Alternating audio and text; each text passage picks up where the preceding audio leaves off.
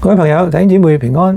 今日繼續同大家分享個講題呢係為何我嘅禱告呢係未蒙神呢悅納嚇？為何我嘅禱告呢未蒙神應允？點解我嘅禱告呢係唔得奏效呢？咁嗱，如果我哋心中有偶像啊，神係會拒絕聽我哋嘅禱告嘅。神係我哋嘅創造者，係宇宙最高嘅價值。喺我哋嘅生命中呢，佢呢應該佔有至高無上嘅地位嘅。我哋必須呢係追求神啊，比任何其他人或物更多嘅。嗱，偶像呢就係任何我哋情感嘅最高對象，任何取代神嘅東西。嗱，喺現代嘅社會呢，偶像唔係一定用木頭或石頭雕刻嘅偶像，佢可以呢係任何我哋過度重視過度依賴過度追求嘅事物。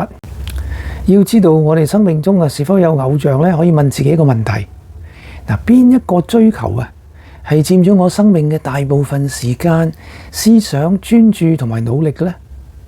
嗱，喺人類悠久嘅歷史中大多數人呢都係會話呢，佢就係金錢啦。金錢呢係人類嘅頭號偶像、頭號痴迷。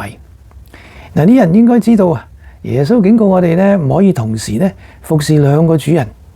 我哋嘅心呢，不能夠既愛神又愛馬門，我哋呢必須做出選擇。